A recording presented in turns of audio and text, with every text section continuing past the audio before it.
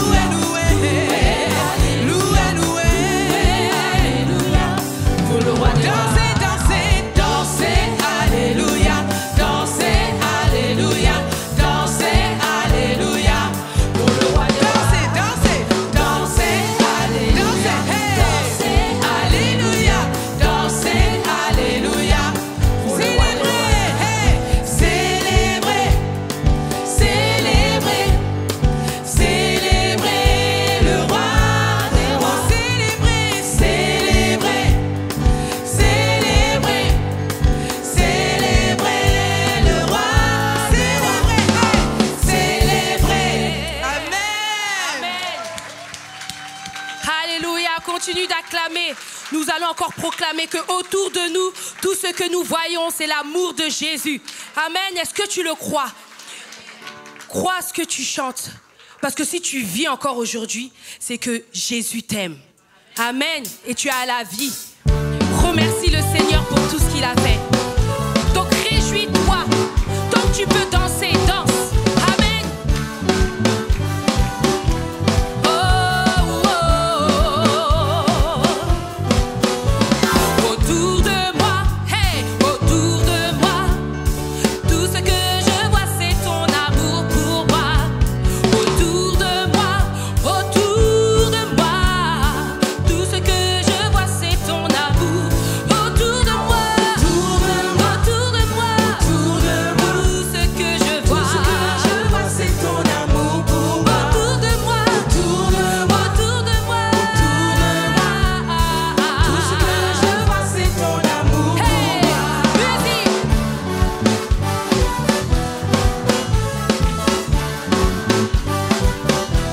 Encore une fois, danse.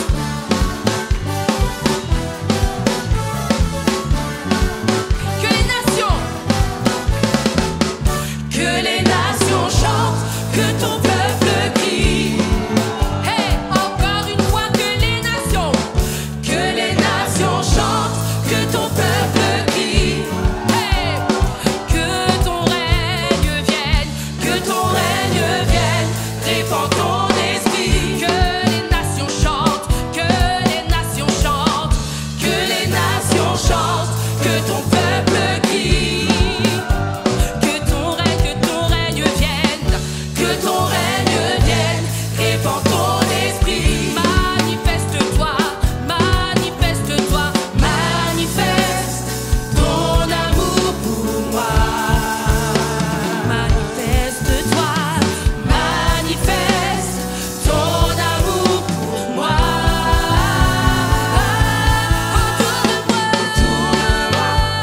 Autour de moi, tout ce que je vois, c'est ton amour pour moi. Autour de moi, tout ce que je vois, c'est ton amour. Hey, musique. Seigneur, nous voulons t'acclamer. Merci pour ton amour. Merci, Seigneur Jésus, pour tout ce que tu fais dans nos vies. Nous voulons encore être reconnaissants, Seigneur, envers toi. Hey, que les nations chantent. Que les nations chantent, que ton peuple crie. Hey, oui, que ton règne vienne, répand ton esprit. Manifeste-toi, manifeste-toi, manifeste ton amour pour moi. Manifeste-toi, manifeste ton amour pour moi. Autour de moi,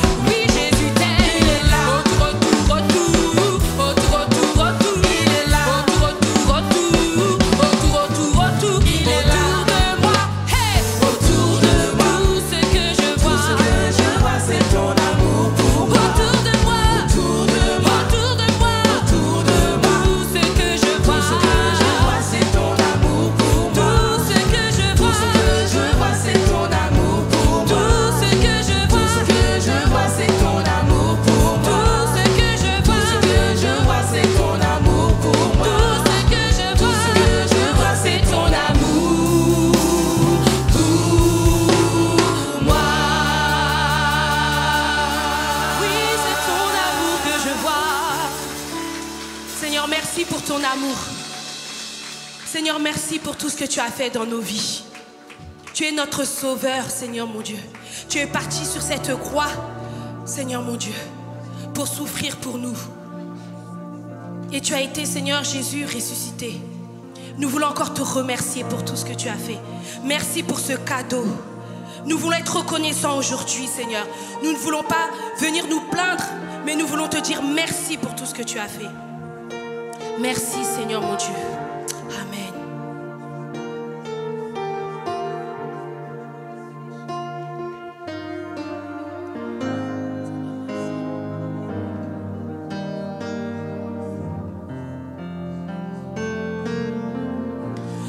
Mon Jésus, mon Sauveur, rien n'est comparable à toi.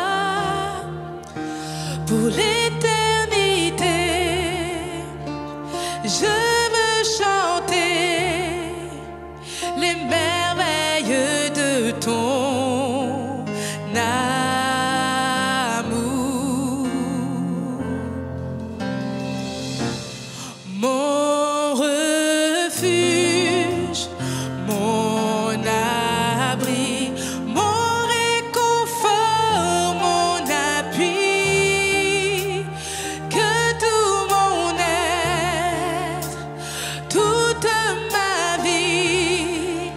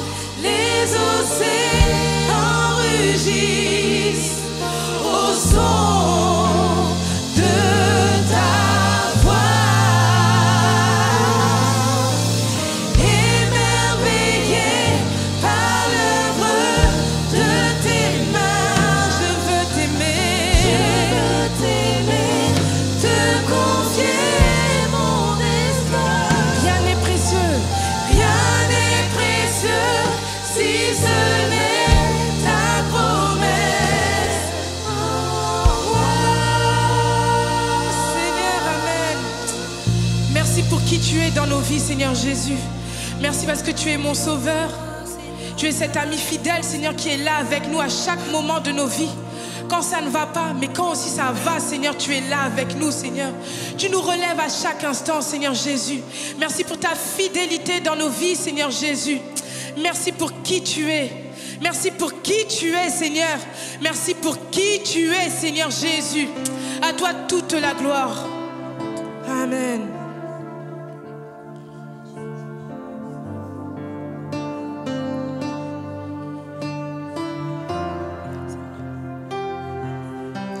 Seigneur, merci pour ta fidélité.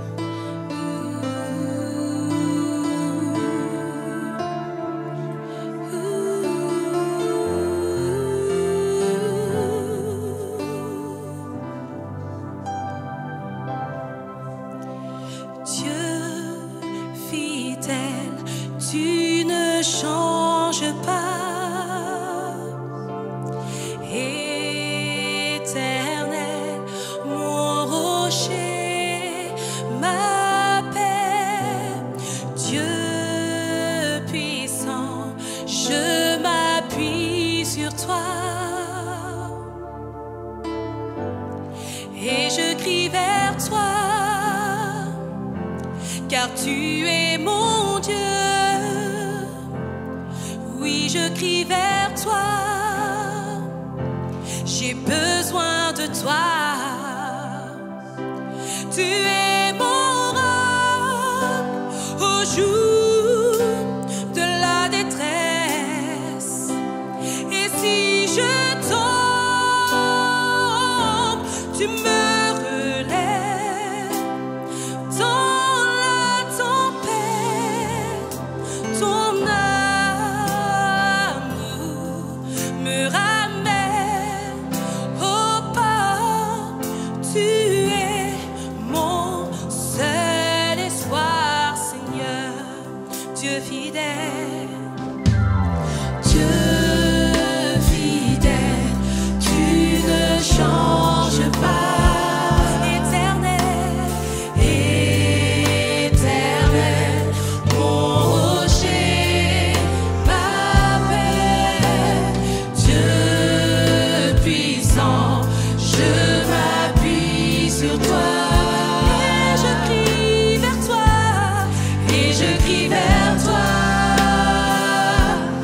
Tu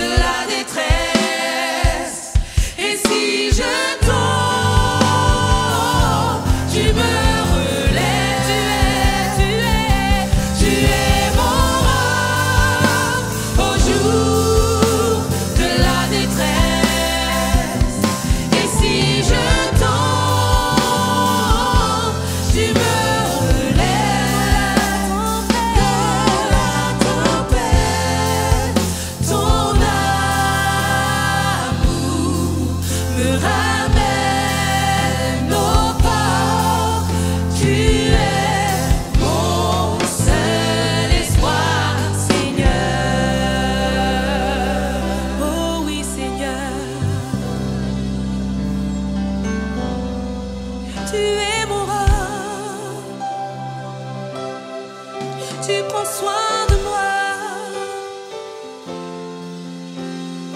Ta présence me fait du bien, Jésus. Ta présence. Seigneur, oui Seigneur, tu es notre roc, tu es fidèle Jésus. Et je proclame Seigneur Jésus que ta présence Seigneur nous fait du bien. Parce que c'est toi notre pilier Jésus. Tu es notre pilier et nous voulons encore le confesser. Que ta présence Seigneur nous fait du bien. Ton esprit est là au milieu de nous Seigneur mon Dieu. Et tu agis encore. Nous voulons encore le déclarer, nous voulons encore le proclamer, que ta présence nous fait du bien, Jésus. C'est ta présence qui nous fait du bien. Ton esprit est là. Ta présence me fait du bien. Ton esprit est là. Ta présence me fait du bien. Ton esprit est là. Ta présence, Jésus, me fait du bien. Ton esprit est là. Ton esprit est là. Ta présence me fait du bien. Ton esprit est là. Ton esprit est là. Elle me fait du bien. Elle me fait du bien. Elle me fait du bien. Elle me fait du bien. Elle me fait du bien.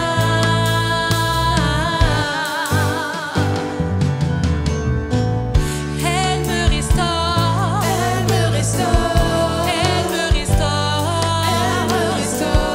Elle me restaure. Elle me console. Elle me console. Elle me console. Elle me console. Elle me console. Ta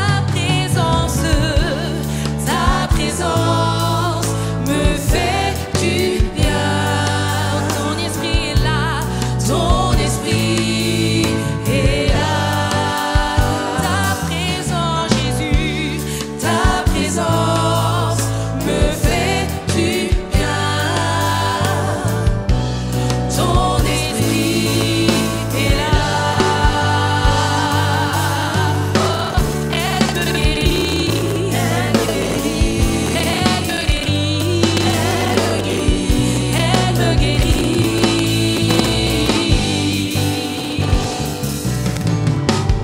Elle me relève. Elle me relève. Elle me relève. Elle me relève. Ta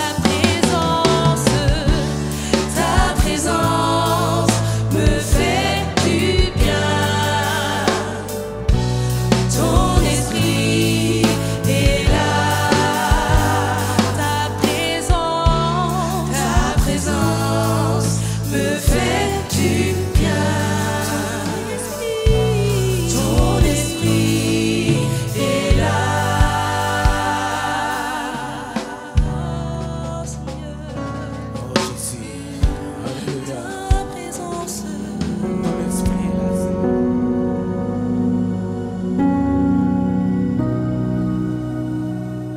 Bonjour à toutes et à tous. Vous êtes tous silencieux. Tout ça, c'est pour m'écouter. Non, je préfère qu'on écoute tous ensemble le Seigneur. Soyez bénis au nom de Jésus-Christ. C'est très heureux d'être avec vous ce matin avec mon épouse. Nous sommes de Goussainville. C'est un privilège pour nous de passer vous voir ce matin et vous transmettre aussi les salutations de nos frères et sœurs de Goussainville. Et donc, on bénit le Seigneur pour votre accueil. Depuis hier soir, on est au milieu de vous et les choses se passent très bien par la grâce du Seigneur. On a vécu tout au long de cette journée également des merveilleux moments de louange. Et Dieu a déjà fait de grandes choses depuis ce matin dans nos vies, dans nos cœurs, dans nos familles. Je le crois et je le déclare.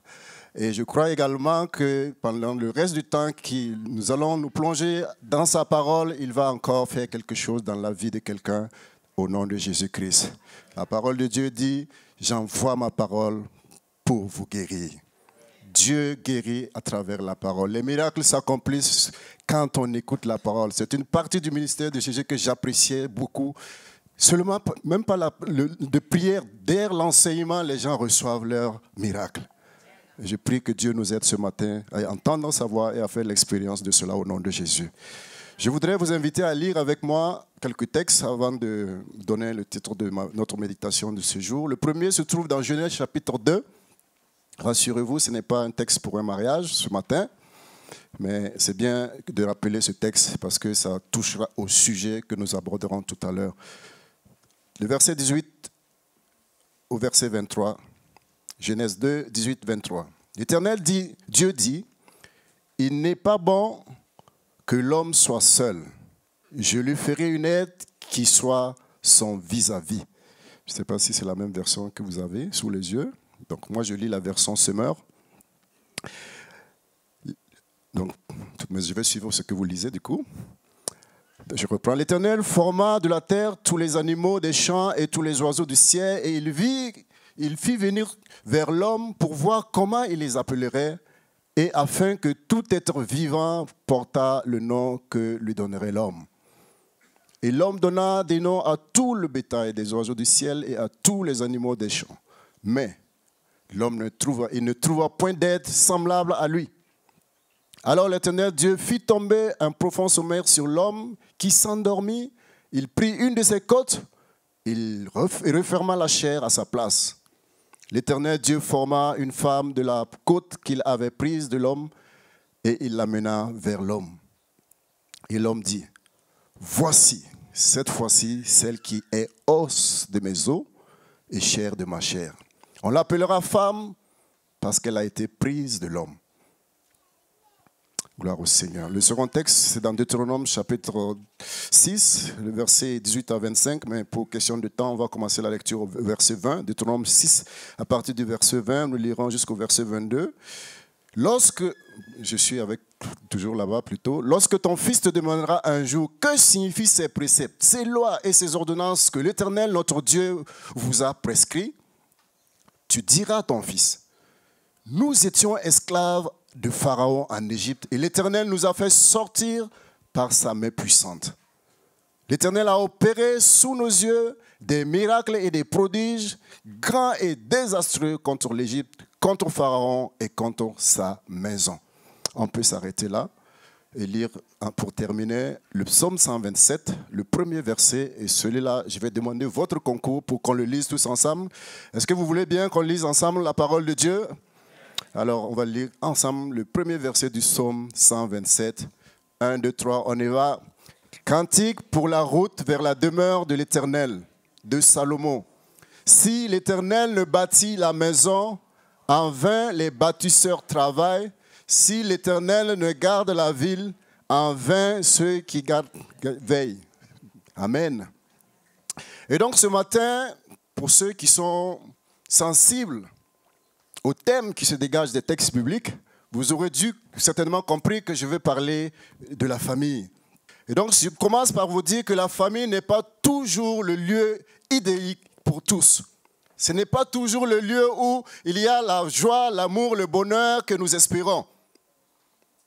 Malheureusement, en vrai, la mention du mot famille rend certaines personnes tristes à cause des expériences malheureuses qu'elles ont vécues dans leur propre famille. Et ce matin, Dieu voudrait encourager quelqu'un. Ce matin, le dessein de Dieu pour chacun d'entre nous, pour nos familles, c'est de ne pas nous sentir différents. Il y a des problèmes dans toutes les familles. Mais gloire au Seigneur, il y a la solution pour ceux qui s'attachent au Seigneur. Alléluia. Ce matin donc, nous allons aborder la question sur le thème « La destinée de la famille » Tu peux mettre le PowerPoint pour ceux qui sont là. Les gens qui étaient au premier culte n'ont pas eu le privilège. La destinée de la famille, être une famille en alliance avec Dieu. Tout simplement pour dire que dans le plan de Dieu pour la famille, dans les desseins de Dieu pour la famille, chaque famille devait être à ses pieds. Toutes les familles de la terre sans aucune exception. Est-ce que c'est le cas autour de nous? Non. Effectivement, il y a des familles qui ne sont pas au Seigneur. Et nous faisons tous, face à ce monde, face à l'animosité qu'il y a dans ce monde, nous faisons tous face à ce combat, que nous soyons dans le Seigneur ou pas. Ça, c'est malheureusement la réalité du monde dans lequel nous sommes. Mais nous sommes différents malgré tout. Parce que nous avons un allié si nous sommes à Jésus-Christ. Nous avons quelqu'un qui est capable d'apporter des vraies solutions, des vraies réponses à la situation chaotique que connaissent les familles. C'est Jésus-Christ de Nazareth. Et ce matin, son désir, c'est de nous aider à comprendre que la famille a une importance particulière aux yeux du Seigneur. Déjà parce que c'est lui qui l'a créé. Aucun homme, Adam ni Ève, n'ont jamais demandé à venir à l'existence. Ils ne savaient même pas que c'était dans le cœur du Seigneur qu'ils existent.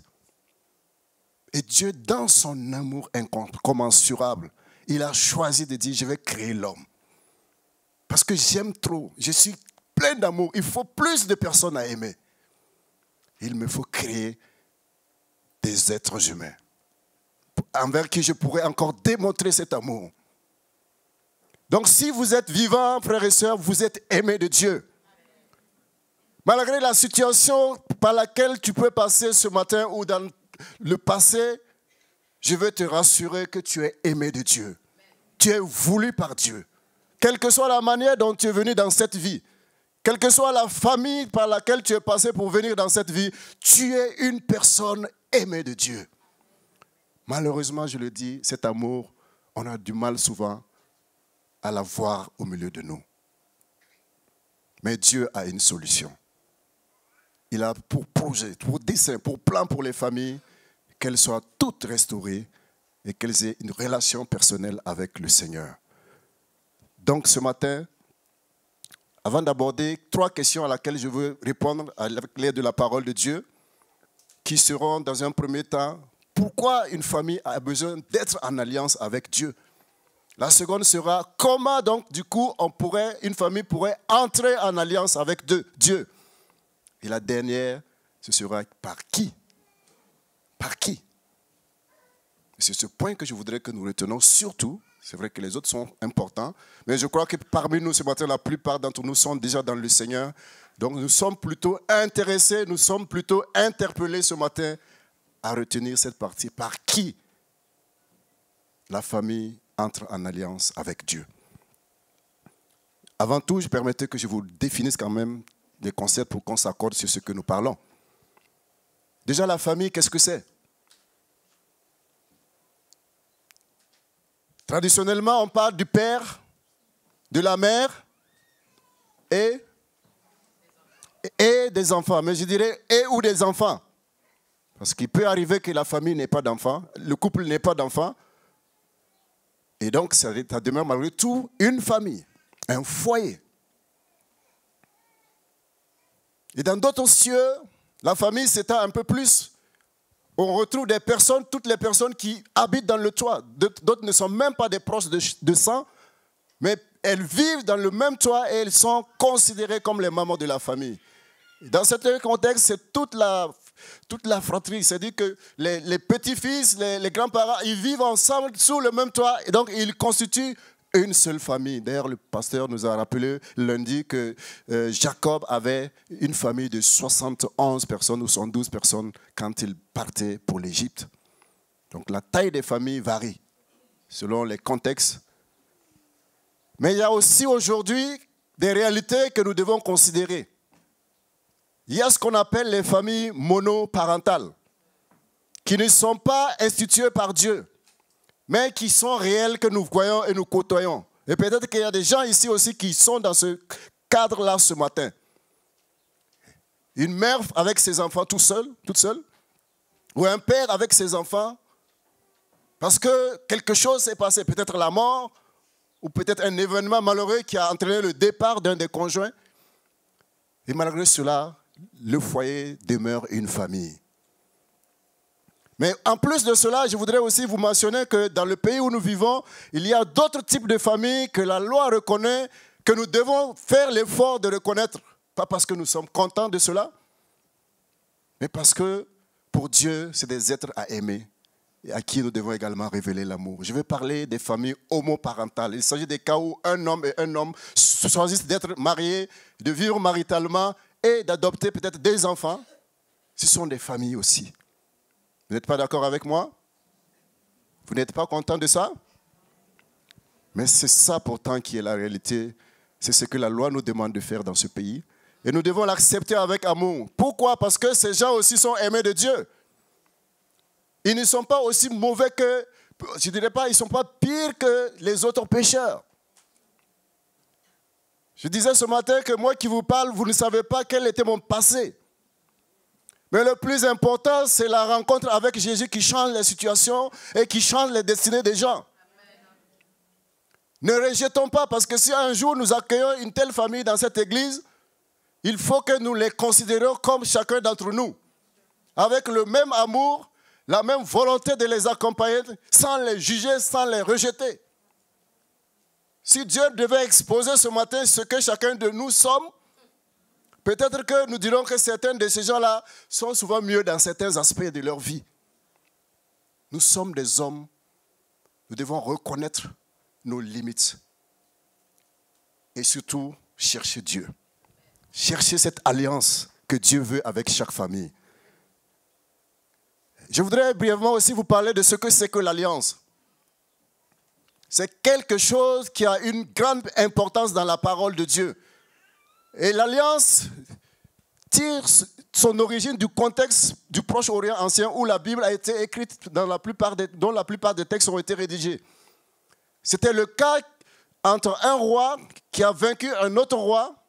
Donc le roi qui a vaincu était un suzerain, un empereur, sur l'autre qui était considéré comme le vassal.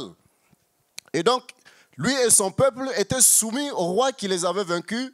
Et il y avait une alliance qui était mise en place entre les deux parties, de telle sorte que le vassal ne peut rien faire sans aviser ou avoir l'autorisation de son suzerain. Donc, il y avait, dans cette question d'alliance, une question de devoir. C'est vrai que dans ce contexte, on ne choisissait pas, mais comme tu n'as pas envie d'être totalement nettoyé de la surface de la terre, tu as accepté d'entrer dans cette alliance pour rester en paix. Et le suzerain avait aussi des devoirs vis-à-vis du vassal, en sorte que si le vassal était attaqué par quelque autre roi, le suzerain avait le devoir d'aller protéger son vassal. Et vous verrez que c'est le même principe que Dieu va utiliser pour se révéler aux personnes qu'il a choisies et au peuple qu'il a choisi. Il lie une alliance avec la personne ou avec le peuple. Et cette alliance implique des privilèges, mais également des devoirs. Et ce qui est bien dans cette alliance, avec le Seigneur, je veux dire, c'est que Dieu connaît que nous ne sommes pas capables d'honorer tout l'engagement que nous prenons devant lui. Mais il s'engage quand même à être en alliance avec nous. C'est pas merveilleux ça? Dieu sait que si tu t'engages avec lui, moi je suis chrétien, ça fait longtemps, je suis pasteur, ça fait longtemps un peu aussi, mais je ne suis pas parfait aux yeux de Dieu. Mais cela ne remet pas en cause la grâce de Dieu qu'il a promis de me donner chaque jour que je me lève, la protection dont il a promis de m'assurer. Ça ne n'empêche pas Dieu de continuer à pourvoir à mes besoins malgré mes insuffisances. Parce qu'il y a une alliance entre Dieu et moi, à travers le sang de Jésus-Christ. Bien-aimés, ce matin, je voudrais aussi vous parler de la destinée. Qu'est-ce que c'est que la destinée? Sur le plan biblique, une famille, la destinée d'une famille, c'est les plans et les projets que Dieu a pour cette famille ou pour cette personne. Dieu a des bons plans et des grands projets pour la vie de chacun d'entre nous qui sommes à lui. Depuis le commencement et jusqu'à aujourd'hui, ses desseins envers chacun de ceux qui rentrent en alliance avec lui n'ont pas changé du tout. Cela signifie que ce que Dieu a été avec Abraham, la manière dont il l'a secouru, la manière dont il l'a défendu, la manière dont il l'a accompagné, la manière dont il a pourvu à ses besoins, il le fera aussi avec celui qui entre en alliance avec lui aujourd'hui. C'est ça un Dieu qui ne change pas et qui ne tient pas compte de nos égarements et de nos manquements. Parce qu'il s'appelle, comme on l'a dit, fidèle. Et donc ce matin, pour répondre à la première question que j'ai posée tout à l'heure, pourquoi entrer en alliance avec Dieu? Vous comprenez naturellement que c'est d'abord un principe, je dirais, naturel. Quand vous lisez Éphésiens chapitre 3, le verset 15, la Bible nous dit que toutes les familles de la terre tirent leur nom de Dieu. Gloire au Seigneur. Si tu es là aujourd'hui, tu ne sais pas quel est le nom de ta famille, en fait, Dieu est au courant de ta famille. Dieu sait que tu devais exister sous ce nom sur cette terre. Tu n'es pas le produit d'un hasard. Et cela doit nous encourager. Cela doit nous fortifier face aux réalités de la famille qui ne sont pas toujours les meilleures pour chacun d'entre nous. Cela doit nous aider à tourner nos regards vers lui, à nous appuyer sur lui, à espérer en lui, à compter sur sa grâce. La famille a une origine divine. Comme je vous disais, Adam et Ève n'ont pas demandé à être créés. Celui qui les a créés est un créateur responsable. Avant que l'homme existe, il a fait tout ce qu'il fallait. Il a créé les cieux, la terre, les étoiles, la lune et tout ça. Il a fait les animaux, toute la nourriture dont ils auraient besoin. Il a créé un cadre merveilleux. Et c'est là ensuite qu'il a mis l'homme pour qu'il puisse en jouir. Dieu sait ce qu'il fait, frères et sœurs. Et Dieu aime l'homme qu'il a créé. De ce coup-là, il a créé, la Bible nous dit clairement, à son image et à sa ressemblance. Il n'a pas dit qu'il a fait les animaux en son image et à sa ressemblance. Ni même que les anges qui sont aux cieux sont à son image et à sa ressemblance. Alors, si je vous dis ça, vous devez donc comprendre pourquoi Satan s'acharne contre chacun d'entre vous. Vous devez maintenant comprendre que vous ne pourrez pas vivre sur cette terre en oubliant qu'il y a quelqu'un qui est contre les desseins de Dieu. Et qui est contre vous parce que vous êtes fait à l'image de Dieu. Et qui est contre votre famille parce que vous êtes tous faits à l'image de Dieu. Bien-aimés, pourquoi nous avons besoin d'être en alliance? Pourquoi nos familles ont besoin d'être en alliance avec Dieu? Parce que la famille est violemment attaquée. Vous voyez tout ce qui se passe autour de nous. Toutes les lois qui sont proposées de plus en plus sont de nature à nous éloigner les uns des autres. On donne plus de droits aux enfants. Ce n'est pas une mauvaise chose. On donne plus de droits à la femme. Ce n'est pas une mauvaise chose. On donne plus de droits à l'homme. Maintenant aussi, ils ont les congés de maternité de combien de temps là? Vous n'êtes pas au courant? Ah ben les hommes aussi ont des droits à des congés de maternité un peu plus prolongés maintenant. Parce que cette société se focalise sur l'individu. Et Dieu, dans son plan, l'individu est important, mais la communauté est plus importante. Et puisque chacun est important dans cette société, la difficulté de vivre ensemble trouve sa source là. Parce qu'on n'est pas prêt à accepter laisser un peu de territoire à l'autre qui est à côté de nous. Nous voulons nos droits. Chacun veut ses droits et tous ses droits. Est-ce que c'est possible d'être ensemble et en même temps jouir de chacun de tous ses droits? À moins que nous soyons dans un rêve. Parce que mes droits peuvent être à l'encontre des droits de ma sœur. Et si nous sommes ensemble, on est obligé de négocier pour pouvoir être ensemble. Et les gens ne veulent plus négocier, ils veulent mettre en avant leurs droits. Donc vous voyez que ce sont des choses qui sont mises en place qui vont petit à petit détruire nos familles. Mais vous et moi qui sommes au Seigneur, nous ne disons pas de ne pas mettre en pratique ces lois. Mais nous avons une loi qui est une loi qui fait plus de bien que ces lois-là. Et nous devons savoir nous appuyer sur ces lois. Nous devons savoir compter sur ces lois. Nous devons savoir mettre cela en œuvre dans nos vies, dans nos familles. Parce que personne ne viendra t'empêcher d'être humble devant ton père. Personne ne viendra te dire dans la famille, oh, pourquoi tu te soumets à ton mari? Personne ne viendra te dire, mais pourquoi tu aimes cette femme comme ça, alors qu'elle ne te respecte pas? Parce que nos lois sont des lois établies sur l'amour. L'amour fait la différence. Et donc, pourquoi être une famille en alliance avec Dieu? Parce que la Bible le dit dans le psaume 121, nous l'avons lu ensemble. Si l'Éternel ne bâtit la maison, en vain les bâtisseurs travaillent. Il n'y a personne qui peut avoir une famille parfaite sans l'aide du Seigneur. Ce n'est pas possible. C'est des apparences, frères et sœurs. Quand vous questionnez les gens ou que vous les regardez, vous pouvez entendre des choses et dire, oh là là, chez moi c'est l'enfer. Mais c'est partout l'enfer sur cette terre. C'est pourquoi Jésus est venu. Alléluia. Ce n'est pas pour rien. C'est parce que nous sommes déjà sur la voie et Jésus intervient pour nous dire, hey, les amis, attention, il y a une autre voie qui est meilleure pour vous. Ceux qui entendent cette voix se tournent vers lui et ils commencent à vivre l'expérience du royaume des cieux. Et c'est sur cette voie que je crois que chacun d'entre nous marche ce matin. Et je nous encourage à persévérer. Malgré les difficultés qu'il y a sur le chemin, je nous encourage que rien ne nous permette de nous arrêter même. À plus forte raison, changer de direction. Que chacun tienne bon. Que chacun, on l'a chanté, quand il y a les tempêtes, c'est la présence de Dieu qui fait la différence dans notre situation. Les tempêtes ne peuvent pas manquer.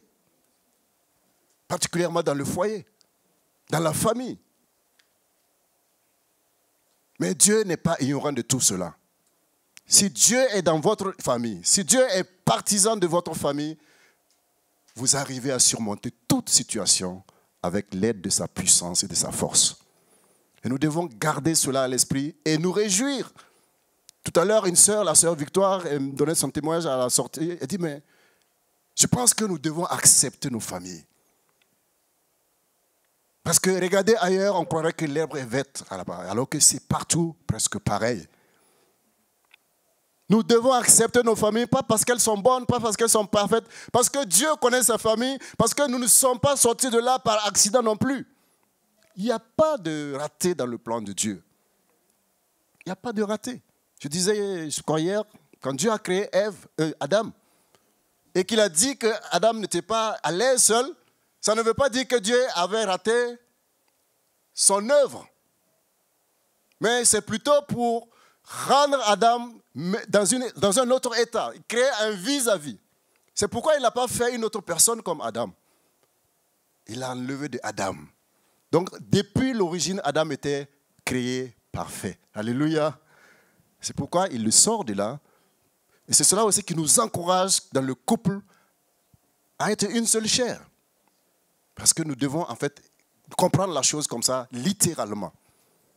Sortir de moi. C'est mon vis-à-vis. Et donc, le Seigneur lui-même est le Père. C'est ce que le psaume 68, le verset 5 à 7 nous disent. Le Père des orphelins, le Père, le défenseur des veuves, c'est Dieu dans sa demeure sainte. Peut-être que toi, dans ta famille, tu connais ces réalités, le veuvage. Tu te retrouves seul avec des enfants, hommes ou femmes. Peut-être que tu as perdu tes parents. Et tu pourrais même penser que tu n'as plus de famille. Je voudrais te rassurer ce matin que Dieu est le Père des orphelins, des veuves, de toutes ces personnes qui pensent qu'elles sont seules, qu'il n'y a personne autour d'eux pour les appuyer, pour les soutenir. Dieu te dit ce matin, je suis là aussi. Si tu te donnes la peine de tourner le regard vers moi, tu me verras comme un père et je t'accompagnerai comme un père.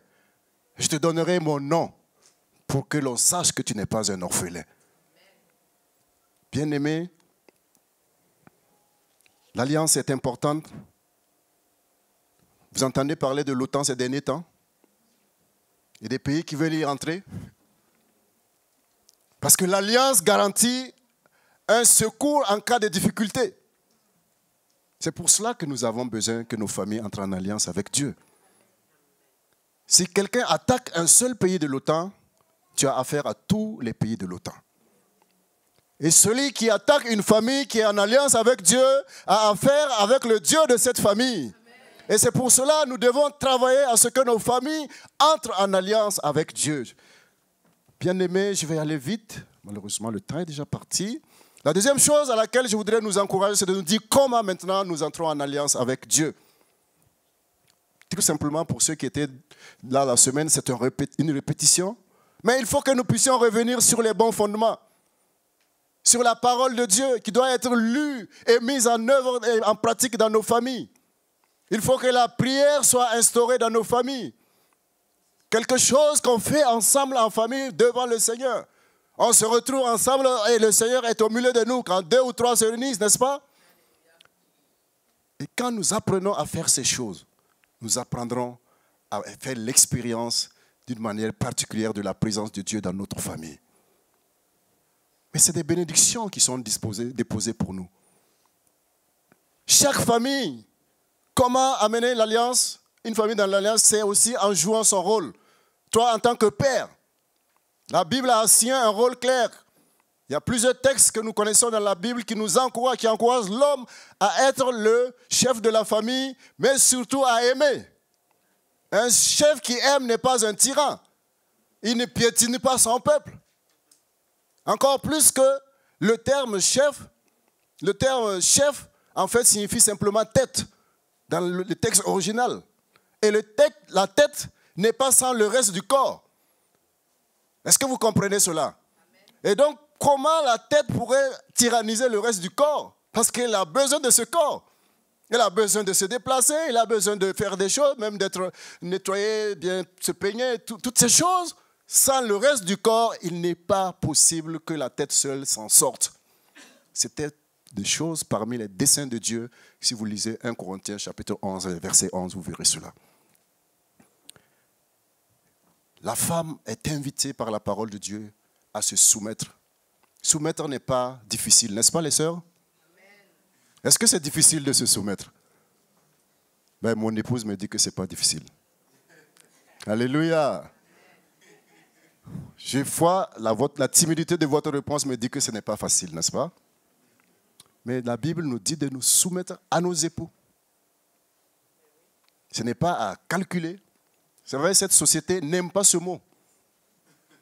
Cette société-là, on ne parle pas de ça. Quelqu'un qui est supérieur à un autre, on n'accepte plus ça. Tout le monde a les mêmes droits. C'est vrai, même la Bible dit cela. Mais il y a certaines choses que nous devons considérer. Surtout en tant qu'enfant de Dieu, la soumission qui nous est demandée, ce n'est pas une soumission où voilà, on se sent inférieur. On se soumet parce qu'on croit que Dieu a établi le mari avec un appel et un rôle qu'il doit jouer. Et pour moi, mon appel, c'est de se soumettre, c'est de l'accompagner dans la mission que Dieu confie à la famille. Il n'y a pas de compétition entre un époux chrétien et sa femme. Je ne dis pas qu'il n'y aura pas de couac. C'est parce que je suis en train de dire, je dis simplement que d'ailleurs la soumission, si vous lisez l'ensemble du passage dans lequel nous tirons souvent ça pour encourager nos sœurs à se soumettre à nous, le texte dit, soumettez-vous les uns les autres. Donc souvent c'est l'accent qui est mis pour qu'il y ait la cohésion, l'unité dans le foyer. Je donnais ce témoignage de cette sœur qui m'a dit, pendant les premières années de mon mariage, mon mari ne m'écoutait pas quand je donnais un avis sur les projets qu'il mettait en place. Et toutes les fois, il avait eu des soucis parce que ça se passait mal. Et après plusieurs expériences, puisque je ne réagissais pas quand il n'écoutait pas, je restais calme, je le laissais faire. Il s'est rendu compte qu'il devrait souvent m'écouter. Et ce qu'il a commencé à faire à partir de ce jour a aidé le foyer à réussir des grandes choses. Et la femme dit, il ne fait plus rien sans me consulter. Et à partir de ce moment, dites-moi qui est le chef? Hein? Vous voyez comment on peut devenir chef sans tenir tête à quelqu'un? C'est ce que la Bible en fait enseigne.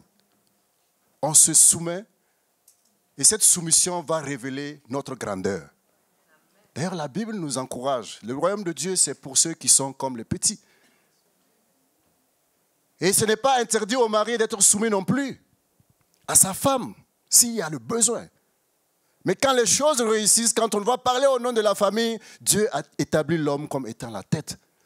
Cela ne change pas le fait que ça peut être la femme qui a donné les idées. Mais la femme ne doit pas aussi sortir et dire « Ah ben c'est pas lui, hein, c'est moi ». Parce que vous êtes une seule chair. Alléluia.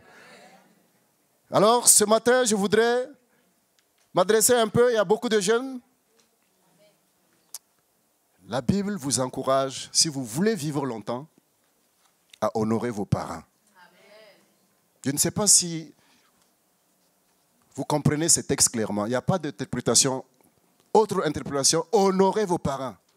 Considérez-les comme un père et une mère. Ils connaissent des choses que vous ne connaissez pas.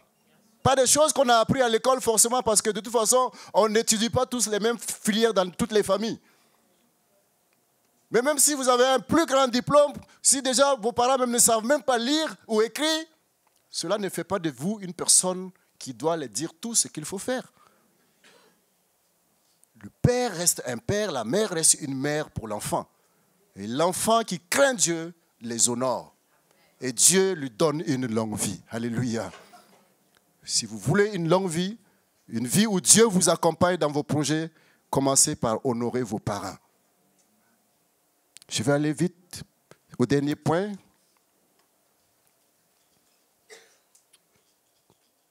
Qui est... Peut-être que je devais vous dire ça aussi parce qu'on en a abordé dans la semaine. Comment faire entrer une famille en alliance avec Dieu? C'est de refuser de prendre part aux choses qui nuisent à la famille. Et on en a cité dans la semaine. Il y a de la jalousie dans les familles. Et c'est malheureux. Ce n'est pas le cadre où cela devait se faire. Il y a le favoritisme des parents. On préfère les garçons plus que les filles ou vice-versa.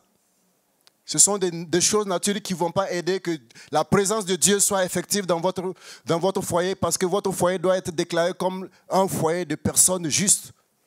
Juste parce que vous faites ce que Dieu demande de faire. Et Dieu ne dit pas de mettre les femmes devant ou les hommes devant parmi vos enfants. Il y a la polygamie.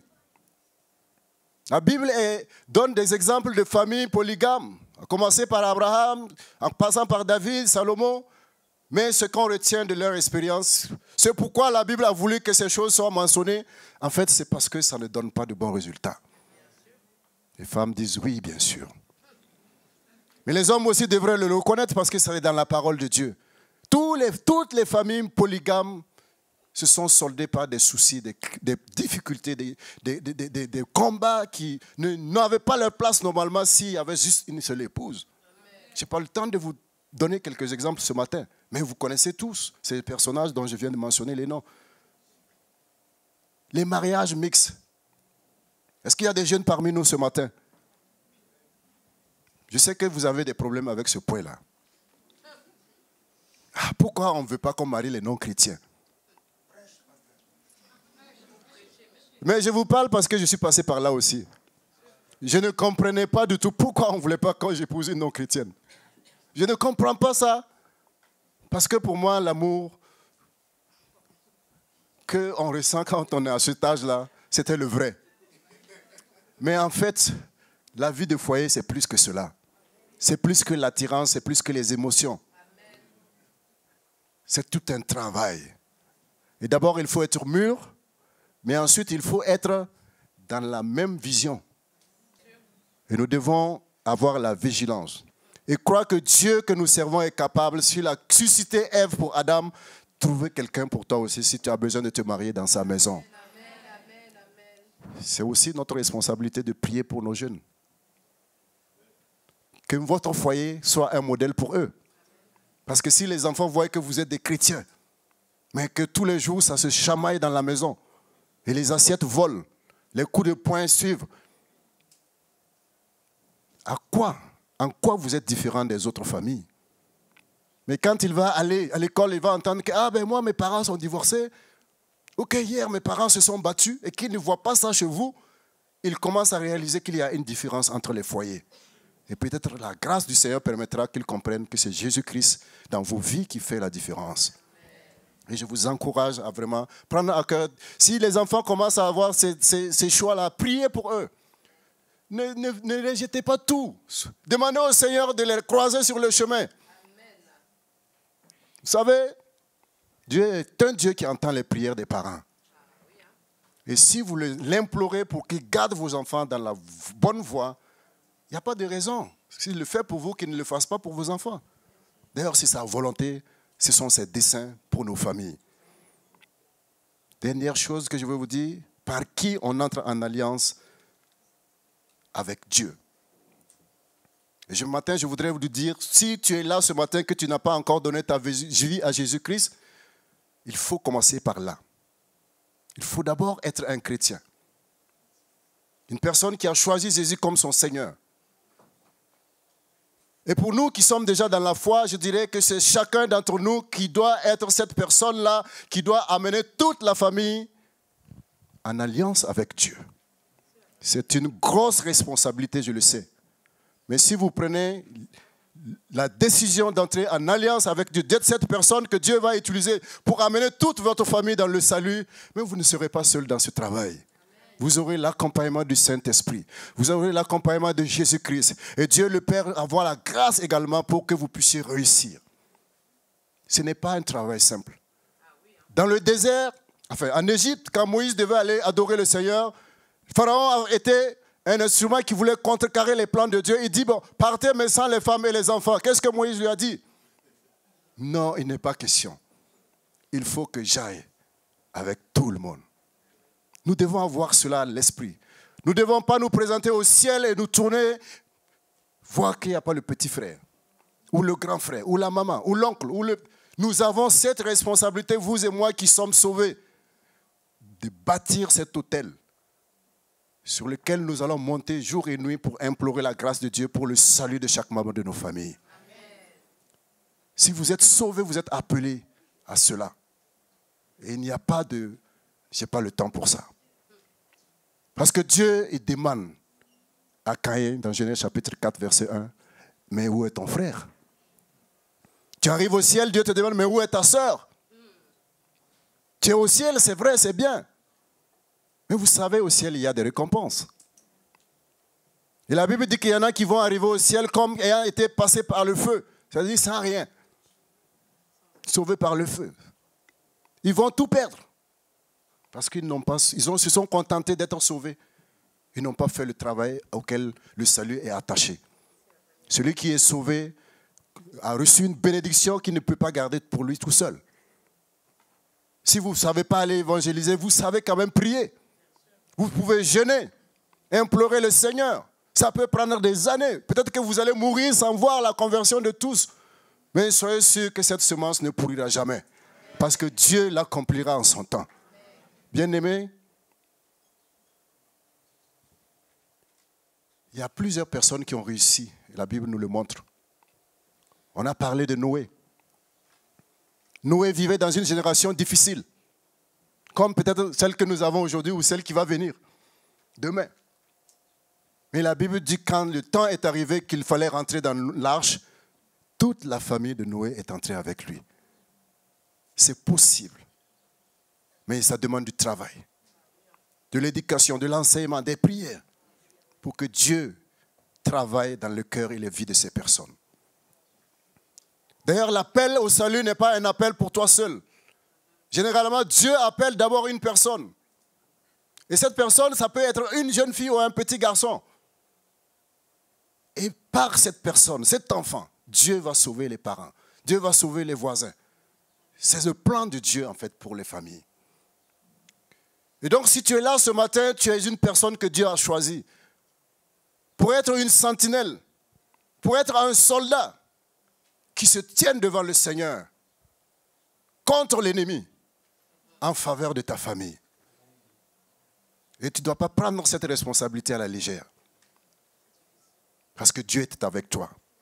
Souvent, Dieu, je ne dirais pas qu'il croise les mains, mais il se pose la question, mais pourquoi il ne fait rien? Pourquoi il ne fait rien?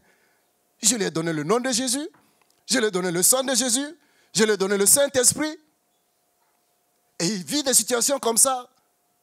Au lieu de se tourner vers eux, d'invoquer mon nom, il se met à pleurer, elle se met à pleurer. Mais Dieu nous aime tellement qu'il nous a responsabilisés également, frères et sœurs. Et qu'il ne va pas faire quelque chose pour que nous pouvons faire nous-mêmes. Il y a des prières que vous venez demander au pasteur, le pasteur va prier, mais Dieu ne résoudra pas. Parce que vous pouvez aussi prier.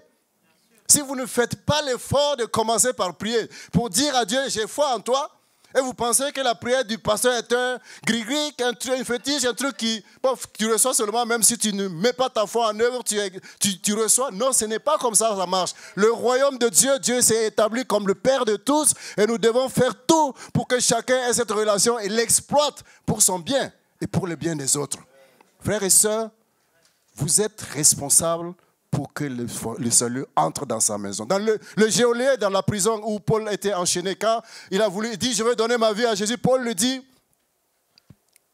crois au Seigneur et tu seras sauvé, toi et ta famille. Paul le corrige. Ce n'est pas pour toi seul le salut. Tu l'as reçu gratuitement. Fais l'effort de donner aussi.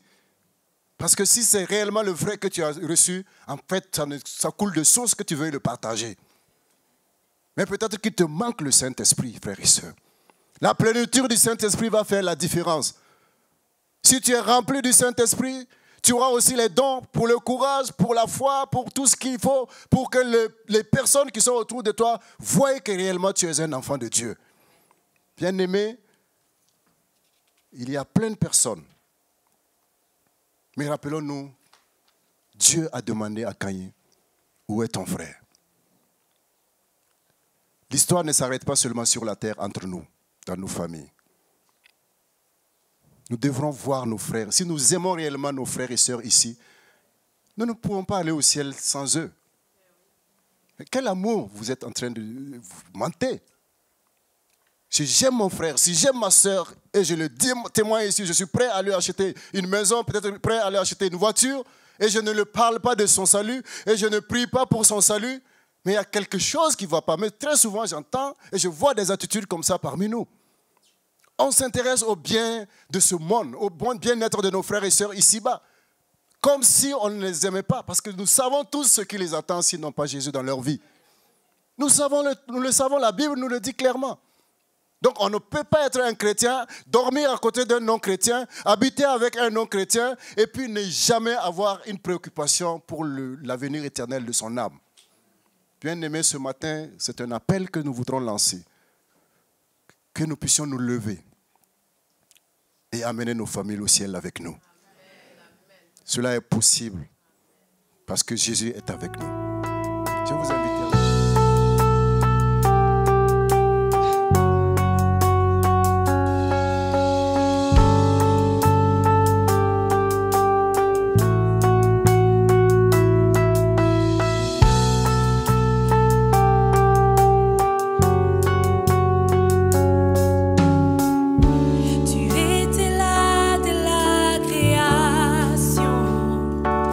Fils unique, Dieu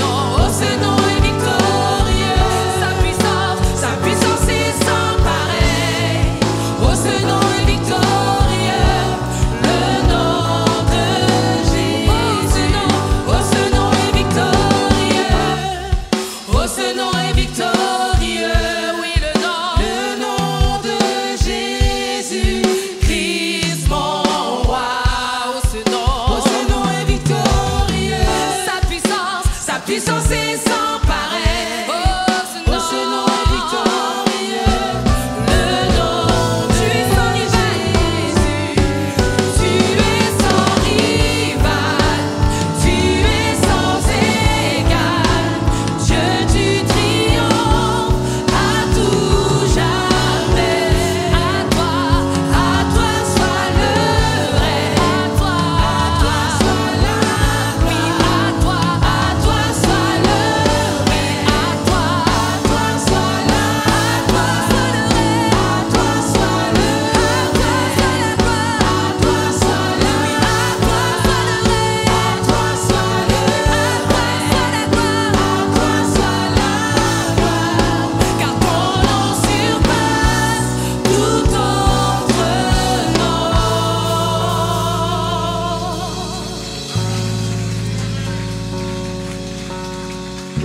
Son nom est merveilleux, si merveilleux, glorieux. C'est ainsi que notre culte en ligne se termine. Nous sommes très heureux de vous compter parmi nos participants. Nous vous rappelons que vous pouvez participer à nos réunions à l'église évangélique Source de Vie de Sarcelles, au 24 rue Marius Delpech 95 200 Sarcelles. Vous pouvez continuer de soutenir l'œuvre financièrement de plusieurs façons. Par virement bancaire, par chèque ou par carte bancaire et prélèvement avec la plateforme DonorBox qui est sécurisée et facile d'utilisation.